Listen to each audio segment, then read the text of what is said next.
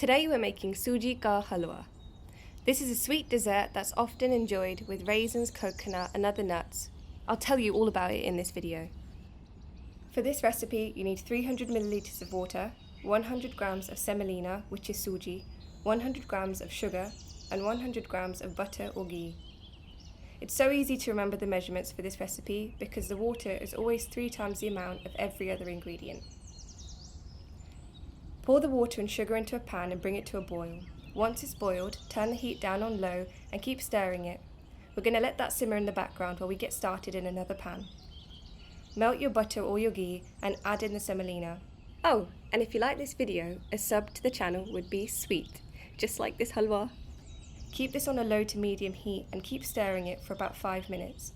Once the colour's changed to a golden brown, we're going to transfer that off of the gas so that there's no heat coming from below. I've just put this onto another hob that I haven't used yet and that works absolutely fine. Now add in the water. It's best to add in a small amount of the water first, give it a stir, let it settle and then add in the rest. Turn the heat on a low to medium and keep stirring the mixture. After about 5 minutes you'll see that it thickens completely. Once it's done, it will stop sticking to the edges and if you take a scoop of it, you'll see a really smooth texture to the other side. We can transfer this into a bowl and add some toppings. You could add coconut, cashews, almonds or pistachios. Some people also add raisins for a bit of extra sweetness. If you're adding any nuts, I would say it's best to shallow fry them before adding it into the mixture. And there you have it, it's done.